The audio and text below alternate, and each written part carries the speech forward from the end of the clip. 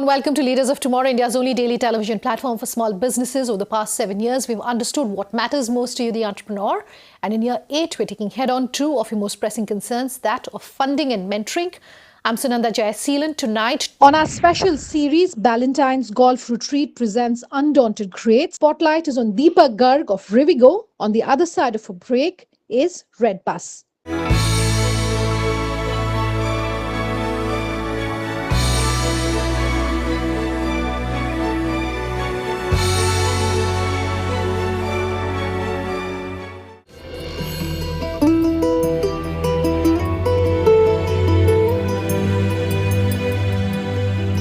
Our first disruptor tonight is Rivigo, which is using the relay economy, something that's been in focus of late, to drive up their trucking business. We're in fact now being joined live by Deepak Garg, the founder of Rivigo, to run us through this business, to run us through how he's managed to really scale in such a short span of time. Deepak, very good having you joining us on the show tonight. Before we started this interview, I was talking about the relay economy, and I really want for you to break it down for our viewers to help them understand what you mean by that. You know, what is at the core really of the technology that you're using for this? How does that model really work, if you can explain it to us? So we are primarily addressing the trucking market. Trucking in India is about $100 to $150 billion in terms of gross transaction value. Every year we are adding about $10 to $15 billion of trucking freight in India. This is about 3 to 4% of India's GDP. It's a fairly large addressable market. Well, I would love to believe that relay can be applicable in every part of the economy. In fact, a few years ago, in a discussion with Niti Aayog, I had argued that relay economy can actually unlock a lot of jobs in India with a very resourceful capital spend. Basically, if you look at all the assets in the economy, they are being used for only half, for 40-50% of the time, right? Whether it's educational institutes, retail shops, or hospitals, or office buildings, or road infrastructure. Right, there's a lot of opportunity to build a relay economy around every asset in India and every process in India, which can actually reduce the capital spend in India to the number of jobs that are getting created. We all know that India is a capital starved market but a labor surplus market. So if we can use the same dollar and actually sweat it a lot more by using it for 24/7 using relay economy, I think a lot of high quality jobs that can be created in the Indian economy. What you are doing be achieved only through the use of technology? Is it possible to have perhaps built this in an offline world, on an offline model? Absolutely. I think Rivigo at the core is a technology company. We have very high quality technology and data science talent. And as I explained earlier, relay cannot work unless technology is at the core of every aspect of relay, right from managing the asset efficiencies, from managing the pilferage of different aspects in the value chain, from managing accountability, from managing the changeovers and the flowovers, from managing rostering of pilots, giving visibility and transparency to our customers. None of this would work if technology was not at the core of what we are building. So every process is built in a tech-first format to ensure that this is a highly scalable business idea. Numbers in terms of how many trucks, how many drivers, etc., associated with you at this point? So let me just explain how we are structured. So we have two parts of the business. One is a owned relay network where we run and operate 3,000 trucks. They are being driven by 5,000 truck pilots across 24 major national freight corridors of India. We also operate 2.5 million square feet of warehousing. We cover 16,000 pin codes in the entire country in terms of pickup and delivery of material. That's one part of Rivigo, which is our own network where we have built relay as a core value proposition. The other part of Rivigo is where we have a freight marketplace where we are just an intermediary connecting the market trucks to our customers.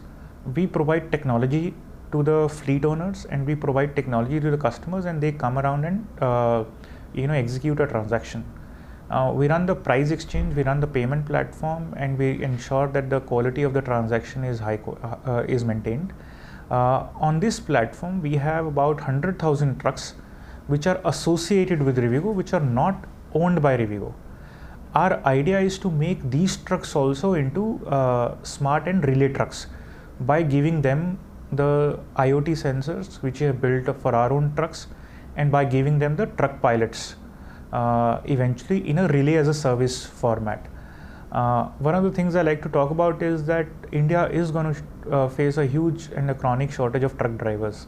The government data says we'll have only 50% of the truck drivers to the number of trucks in the country by 2022. For every 1,000 trucks, we'll have 482 odd truck drivers.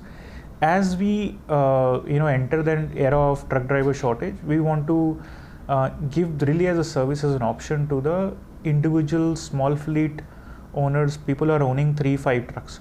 So to them, we are giving a technology platform of Rivigo where they can come in and basically execute, get the volumes also, but also get relay pilots. That's the broad sort of infra asset and pilot ecosystem of Rivigo. Understand you've recently raised in excess of $35 million from existing investors like Warburg, Pincus, as well as Safe Partners. Can you just give us a sense, of how you're planning on using those funds? What are the plans really? So, our fundraise all goes in, scaling up the relay model, building the technology of the relay model, and also has gone in building the asset footprint which we have built across the country now. As I said, we have 2.5 million square feet of warehousing capacity. We have branches all across the country with 16,000 pin codes. We are operating across 24 largest freight corridors in the country. We've pretty much done this from ground zero over the last 4 years. So all our funding has gone in terms of infrastructure and technology building. While we've been talking about the opportunities, Deepak, I also want to talk to you about what some of the biggest challenges were, particularly given that we're talking about the logistics market. Trucking is not an easy sector in this country, right? I think it's one of the most challenging sectors to operate in. You're operating an asset which goes from anywhere to anywhere in the country, which crosses several state borders, has interventions from police, RTO, now sales tax is not there, but tax authorities. So everyone there's a lot of interference in this sector. So I think that's a first and foremost challenge, right? It's not a easy sector to operate in. There are a lot of hurdles. It has been unorganized. Things have happened in an unorganized fashion in this sector. So things have happened through what you call jugaad in this sector. So there's a lot of difference in how a single fleet operator will operate versus a tech logistics company will operate. So unless you hit a certain scale and level of efficiency, I think your cost structure will continue to be high. So I think that's the first and foremost challenge we have faced, and we have overcome this over the last 3-4 years. And now as we speak, relay trucking is cheaper than traditional trucking. Our unit cost of trucking is cheaper compared to a regular normal truck. And every year, as the paucity of truck drivers will increase, the relay trucking will continue to become better and better. Second is, it hasn't been very easy to excite talent in this sector because, consumer sectors typically get a lot of high quality talent, right, are in the buzz all the time. Logistics is the back end sector, right? It's a service sector. So I think that was also one of the challenges. Now we have overcome it, but I don't think 4 years ago anyone wanted to come into trucking or logistics as openly and easily as one comes in now. So we built a very high quality team and built a lot of technology and business talent. Deepak Garg, thanks so much for your time. All right, let's slip into a short break. When we come back, Redbus is our second disruptor tonight. Do stay tuned. The management joining us live here on the show.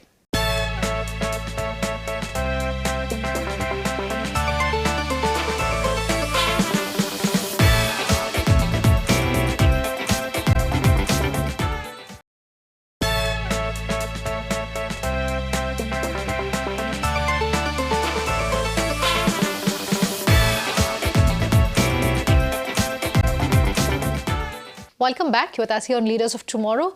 We are in conversation with Redbus, which is our second disruptor tonight.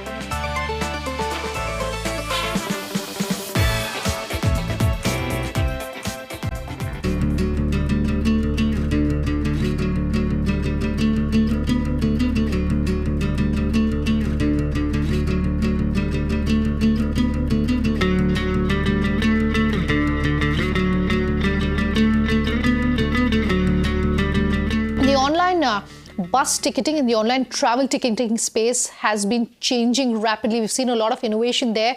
But the front runner in that space definitely has been Redbus. And I'm being joined at this point by Prakash, Sanga, the CEO of Redbus, to talk to us about really how this model has scaled, how they've scaled the model, about their acquisition by GoIbibo, and much more. Prakash, good having you here on the show tonight. Thanks for taking the time. Let's talk about you personally and your personal journey until you joined Redbus.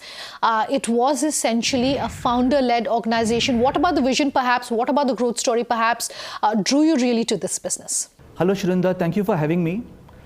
So as you know, when I joined Redbus, it had just been acquired by Ibibo Group, and the early founders and the early investors were kind of moving on, right? And that coincided with the time when the Indian internet was also witnessing a lot of action. We were seeing mega investments coming into e-commerce space. And so my job when I joined was to really scale up, was to oversee the scale up of Redbus. At a time when Redbus was launched, there was really no concept of what it meant to consolidate the bus ticketing space, really the travel ticketing space.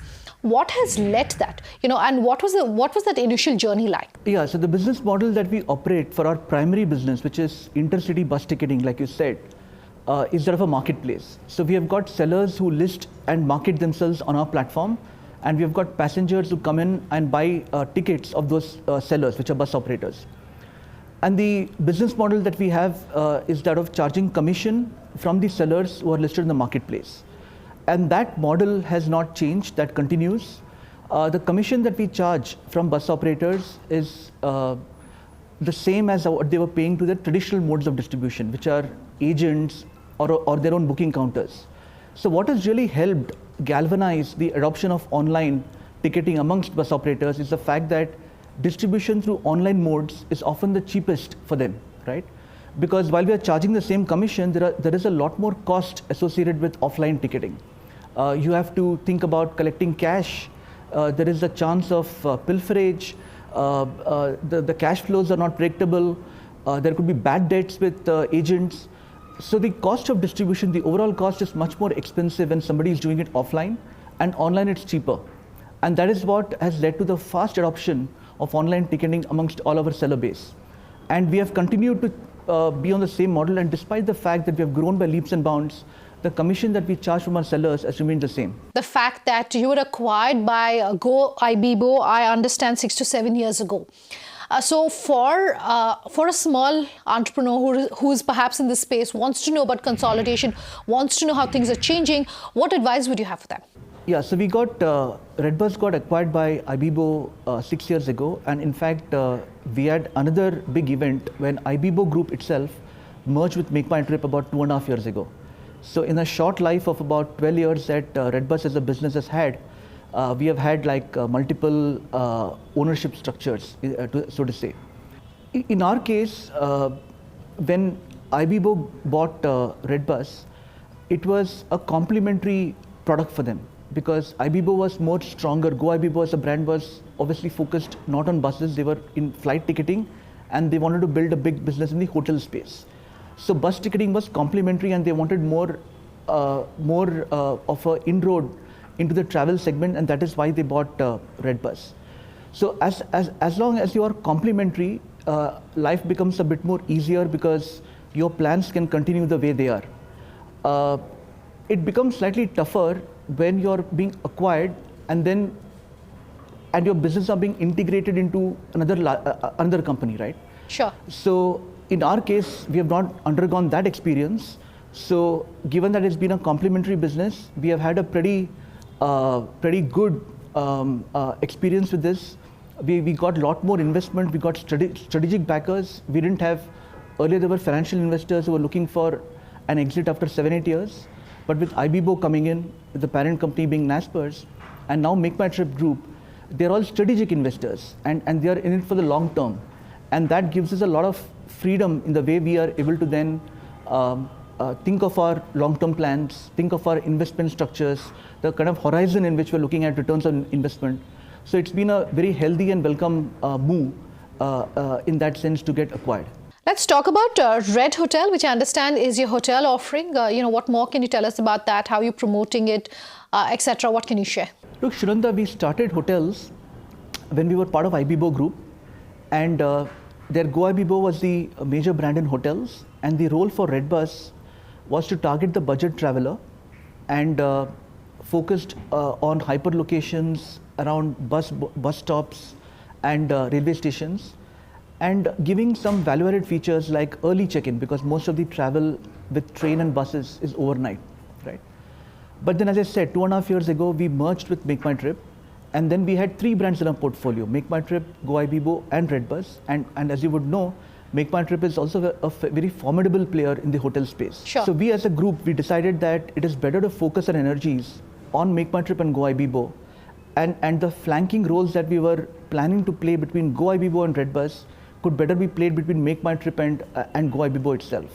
So since then, we have deprioritized hotels onto our platform. How at Redbus are you ensuring that the vast amount of data that you're collecting from your portal, from the consumers that you work with, is being protected? What's really the opportunity when it comes to using that data further, perhaps? And also, what advice would you have for small businesses about data protection, about reading data that they're collecting from the consumers, and what really they can do with this wealth of information? So the way we look at data is to monetize it slightly differently. You spoke about providing customized experience, and we think that's the way to go. So how do you differentiate the experience for one traveler compared to another? Because you know their history of booking with you, can you personalize the experience that you have, the kind of recommendations that you're able to show, and thereby build stickiness? You improve the conversion rates because what you're showing them is more personalized. You improve stickiness and retention, and that in turn leads to increase in revenue and greater monetization. Sure. And as far as data protection is concerned, look, we don't take too much of personal data. What we need is mobile number, which is mandatory. The email ID is optional. And then we collect the payment data, the payment instrument data, which we don't store. We pass that on to the payment processors. But both our website and apps are PCI DSS certified, which is one of the highest forms of certification for payment security. You also have multiple partnerships with some of the biggest names in the industry when it comes to, say, PhonePe, Truecaller, etc. What do these partnerships mean for you, Prakash? So we think of them as distribution partners for us. So on PhonePe, for example, we have a Redbus branded experience entirely. We have a Redbus store there. So the customers of PhonePe who currently may not be transacting on Redbus are able to discover Redbus and transact, buy a bus ticket of Redbus, enjoying the Redbus experience while being on PhonePe. And it's a win-win partnership. I understand that you've gone global now with launches both in Malaysia and Singapore. What can you tell us about how perhaps these markets are different from India? How have you approached these markets differently perhaps? What's the way forward there? We entered Singapore and Malaysia, like you said, about 3 or 4 years ago. It's a relatively smaller size market, but we entered that because it was very easy for us to set up operations and start out organically. And what we have achieved over the last 3 years has been phenomenal. So we are market leader in this market now. We have a market share of about 5 to 6%, which means that of all the bus tickets that are being sold in this country, about 6% of those are being bought on the Redbus platform. We intend to take this to up to double digits by the end of this financial year. So looking forward in the next year, we will be upwards of 10% market share. We would be a clear market leader, and we will also be breaking even. Okay, before I let you go, Prakash, one last question. This is as far as the regulatory framework is concerned. There's been so much conversation and so much noise, really, if I can call it that. Oh, what's happening when it comes to the transport space, particularly tech and transport combined. The government, perhaps, and this is what most businesses in this industry give us to understand, is not really understanding what should be the regulatory framework. Where do businesses fit in? What should, really the taxation policy look like for businesses in this industry? I want really your views on this as we're winding this conversation down. Look, it's a mixed bag. There's a lot that the government is doing which is very favorable to our industry. For example, the whole incentivization around adopting digital payments, reducing merchant discount rates to 0 for transactions which are below 2,000 on debit cards and UPI. all of this will definitely help towards adoption of online methods of booking and transactions going forward. So those are really welcome steps. Prakash, thanks very much for your time. Thank you, Shinanda.